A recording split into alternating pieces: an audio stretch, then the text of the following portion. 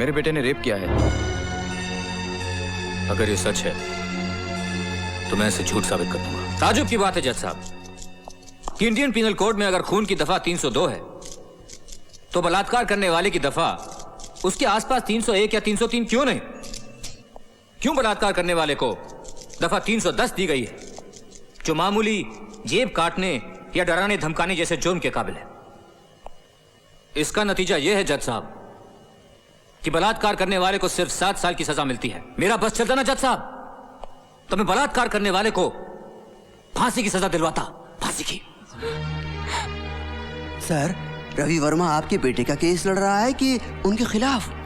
लेकिन बड़े दुख की बात है जज साहब कि बलात्कार का शिकार होने वाली बाइज्जत और बेकसूर लड़कियों को अक्सर कानून से न्याय नहीं मिलता, और वो इसलिए मिलॉर्ड क्योंकि मिस रागनी जैसी औरतें बलात्कार के लफ्ज को हथियार की तरह अपने फायदे के लिए इस्तेमाल करती हैं। और इन औरतों की वजह से जब भी कोई लड़की सचमुच की फरियाद लेकर आती है तब भी कोई उस पर यकीन नहीं करता। ऑब्जेक्शन मिलॉर्ड, मिस्टर रवि तो मेरे मुवक्किल के दावे को ही झूठा ठहरा रहे हैं, जबकि मैं 3 गवाह पेश कर चुका हूं जिन्होंने मिस रागिनी को बुरे हाल में मिस्टर विजय के कमरे से निकलते हुए देखा है। लगता है कि मेरे काबिल दोस्त ने उन लड़कियों के बारे में नहीं सुना है जो खुद अपने हाथ से अपने कपड़े फाड़कर चीखती चिल्लाती तमाशा खड़ा कर देती।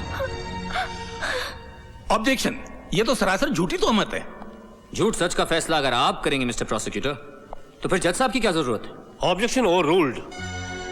जिन 3 गवाहों का जिक्र मेरे काबिल दोस्त कर रहे हैं, यानी कि होटल ब्लू मून के रिसेप्शनिस्ट, वेटर और गेटमैन, मैं चाहूंगा कि उन तीनों को लाकर कटघरे में खड़ा कर दें, क्योंकि अब तक उन्होंने अदालत को सिर्फ उतना ही बताया है जितना उनसे पूछा गया।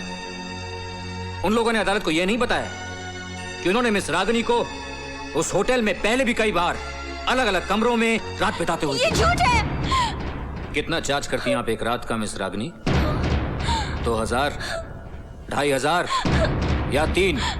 अब बकवास की तो मैं जबान खींच लूंगी तुम्हारी। 5 लाख तो नहीं लेती होंगी तो तुमने मिस्टर विजय से डिमांड किए थे। You bastard, मैं तुम्हें जान से मार डालूंगी। मुझे कोई ताजुब नहीं होगा मिस रागिनी, क्योंकि जो लड़की धंधा कर सकती है, ब्लैकमेल कर सकती है, वो खून भी कर सकती है। You rascal, just shut up, okay? Just shut up. Order. जज साहब, मैंने किसी से कोई पैसे नहीं लिए, कोई पैसे नहीं लिए, मैंने कोई पैसे नहीं लिए। Just a minute miss Ragini, मुझे बोलने दीजिए।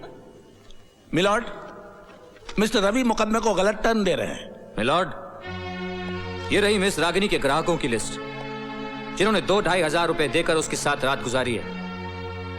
उनमें से कई इस अदालत में भी मौजूद हैं। आपने झूठे गवाह पैदा किए हैं। आपके 3 गवाह भी हैं। इसमें कौन सी बड़ी बात है? रिश्वत देकर आपने उनको भी अपनी ओर कर लिया होगा। आप मुझ पे बड़ा संगीन जुर्म लगा रहे हैं पब्लिक प्रोसिक्यूटर साहब। क्या आप ये बात साबित कर सकते हैं? आप जानते हैं कि ये साबित नहीं किया जा सकता। तो फिर आप चुपचाप अदालत की कार्रवाई को चलने दीजिए। मिलॉर्ड, सबसे पहले मैं approach the bench milord. Come to my chamber. अदालत की कार्रवाई 10 मिनट के लिए मुलतवी की जाती है। एक शरीफ औरत को बाजारू औरत साबित करके आप अच्छा नहीं कर रहे मिस्टर रवि। ये तो कुछ भी नहीं है। अभी तो आपकी मिस रागिनी पर मैं एक दावा और भी ठोकूंगा, मानहानि का 10 लाख और ब्लैकमेल की सजा 3 साल की, और साथ में जुर्माना भी। और जुर्माना ना भरने की सूरत में 2 साल की सजा और बढ़ा दी जाएगी। एक्सक्यूज मी मिस्टर रवि, नहीं, मैं ये कहना चाहता था कि बलात्कार का ये मुकदमा अगर मैं वापस ले लूं तो क्या आप वादा करते हैं कि रागिनी पर आप ब्लैकमेल और मानहानि का दावा दायर नहीं करेंगे? नहीं करूंगा, वादा करता हूं। मिस रागिनी के वकील ने मुकदमा वापस ले लिया है, इसलिए यह अदालत मिस्टर विजय मेहता को बाइज्जत बरी करती है।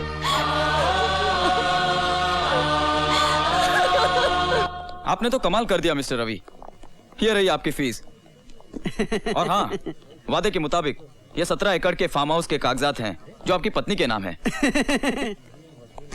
आइंदा अपने बेटे से कहिएगा कि रेप वेप ना करे, वरना मैं अगली बार दुगनी फीस लूंगा। हेलो, क्या कर रही हो जान? तुमसे मतलब? कल आने वाले थे और आज आ रहे हो। गाड़ी से बोल रहे हो? Flight cancel. Don't tell me. अगली में कम से कम 2 घंटे और हैं। मैं मर जाऊंगी। मरे तुम्हारे दुश्मन। मैं जल्द से जल्द वहां पहुंच रहा हूँ, लेकिन हाँ, इस जोश को ठंडा मत पड़ने देना। Shut up. ताई। हाँ बिटिया। उनका फोन आया था। फ्लाइट कैंसिल है, कम से कम 2 घंटे और लगेंगे। अरे तो 2 घंटे तो 2 घंटे में बीत ही जाएंगे ना। और फिर पूजा बिटिया भी तो आती होगी ट्यूशन से। फिर क्या फायदा। हेलो। हेलो। अब क्या कर रही हो जान? मरने की तैयारी कर रही हूँ। सोच रही हूँ पंखे से लटकूं या अपनी उंगलियां बिजली के प्लग में डालूं। अरे तुम्हारी अगली फ्लाइट का क्या हुआ? हो जाएगा हो जाएगा। जान का जान के लिए इंतजार करने का मजा ही अलग है। सब्र कर, फल मीठा ही मिलेगा। देखो दूर बैठे तुम बहुत अच्छी बातें कर लेते हो, सामने आओ तो बताऊं। अगर आ गया तो क्या कर लोगी? दबोच के पलंग पे पटक दूंगी। फिर तुम्हारी टाई खींच कर एक तरफ और तुम्हारे जूते निकाल कर एक तरफ फेंक दूंगी। फिर कस के किस लूंगी। फिर सारी बातें फोन पे करूं क्या? ओहो, फोन पर तो सिर्फ मेन्यू पूछ रहा हूँ मेरी जान। खाना तो पलंग पे ही खाएंगे। You rascal. ओए, Ravi, rascal at your service Oh my God. मेरी जान। I don't Come believe here. this. बहुत मजा आता है ना मुझे सताने में। बहुत मजा आता है। ए, तो हो जाए।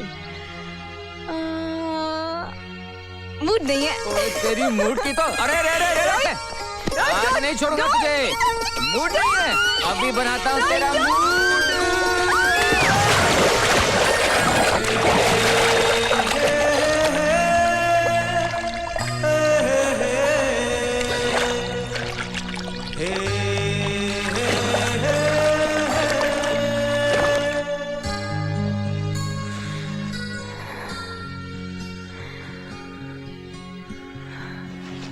तुम सांस लेती हो तो मेरा दिल धड़कता है। जान, जब ये होंठ खुलते हैं तो लगता है कि तुमने मुझे चुपके से पुकारा है। ये आंखें, जब इन आंखों को देखता हूं तो ऐसा लगता है कि रिश्तों के समुद्र में डूबता जा रहा हूं, डूबता जा रहा हूं। अरे छोड़ दो ना। अरे देखने तो। हेलो काजल। हेलो पापा। हाँ बेटे, रवि आ गया। हाँ बदतमीज। हाँ पापा आ गए थे। कब? हाँ हाँ काफी देर हो गई। Call him. हाँ बुलाती हूँ। हाँ? रवि, अरे पापा का फोन है।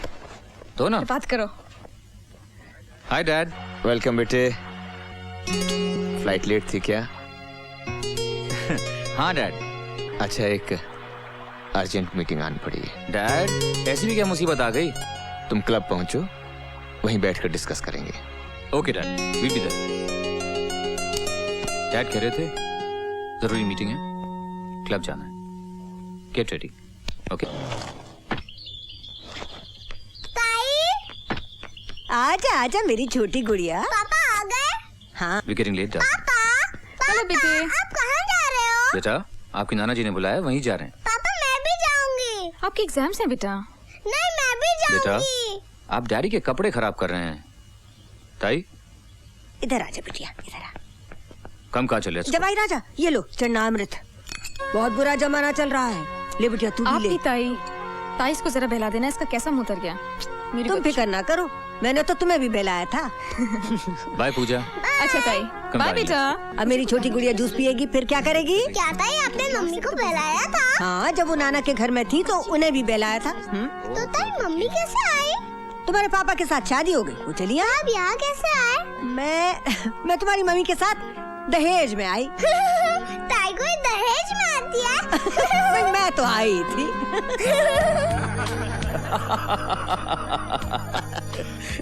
भाई वाह रवि वाह, हर अखबार के पहले पन्ने पर तुम्हारे दिल्ली वाले केस की खबर छपी है। वाह, आपने तो नक्शा ही बदल दिया। हमारा तो जी करता है जमाई बाबू के 5-6 क्राइम में कर ही डालूं, बचाने के वास्ते आप जो हो। ऐसी भी क्या मुसीबत आ गई डैडी? सन, तुम खुद ही देख लो, मिल के बारे में नोटिस आया। Kajal, your husband is a magician, I tell you. अरे ये तो सिर्फ जो केस मेरे सामने आएगा उसको तो लड़ना ही पड़ेगा ना। चाहे पता हो तुम बुरा कर रहे हो, पाप कर रहे हो। पाप पुण्य कुछ नहीं होता है जान, अपनी हैसियत के मुताबिक अपना काम करो, यही पुण्य है, यही धर्म है ना? What happened? नहीं रवि, पाप तो हर हाल में पाप ही होता है और वो सब देखता है। अगर पुण्य का इनाम वहां से मिलता है तो पाप की सजा भी वहीं से मिलती है। अच्छी बात है। हे, ऊपर वाले साहब, अगर मैं कोई पाप करूं तो उसकी सजा मुझे देना। Is that all right darling? नहीं रवि, आज के दिन तो मैं भगवान से यही मांगूंगी कि तुम कोई पाप करो, उसकी सजा मुझे ही मिले। क्यों मूड का कचरा कर रही हो? सजा तो ये कहलाती है कि मोहब्बत करने वाले को मोहब्बत की जगह भाषण दो। तुम तो मेरी जान हो ना? मेरा दिल, मेरा जिगर, मेरी मोहब्बत।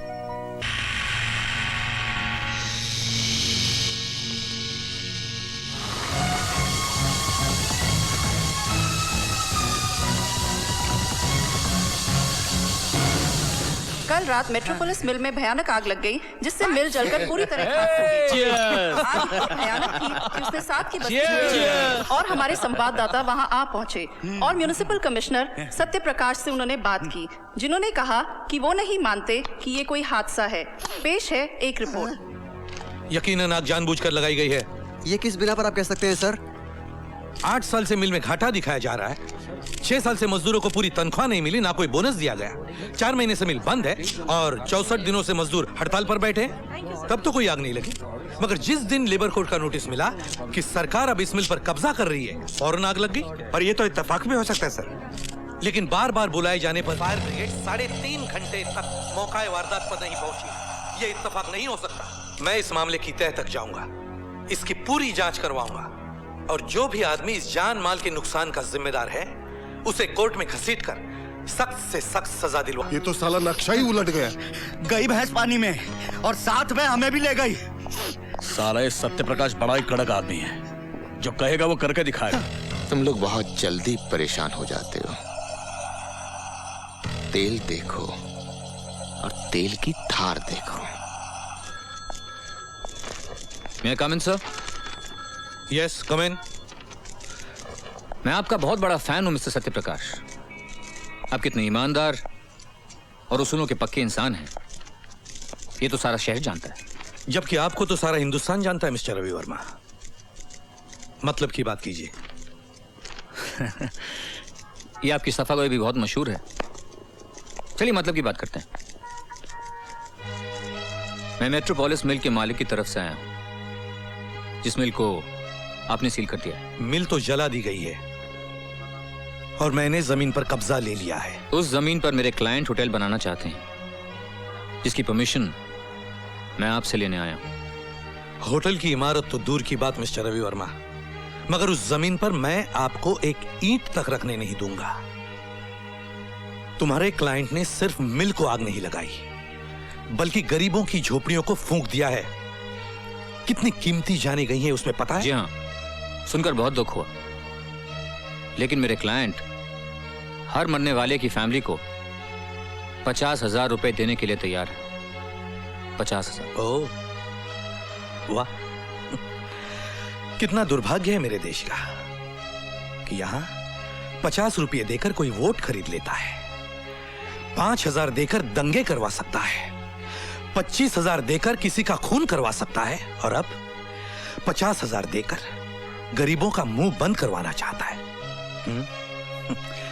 लेकिन याद रखो, मैं ये होने नहीं दूंगा।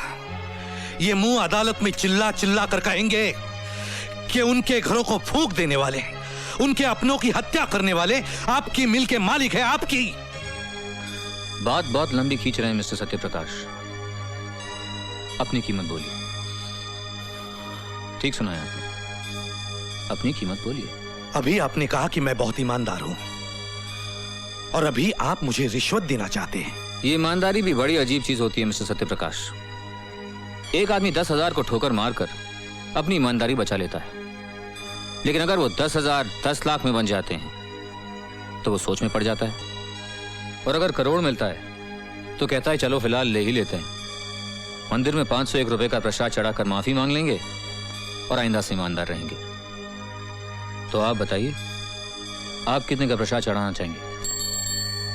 Yes sir. क्योंकि आप एक वकील हैं, मैं आपको रिश्वत देने के जुर्म में जेल नहीं भिजवा सकता। इन्हें धक्के मारकर बाहर निकाल देना। Get out.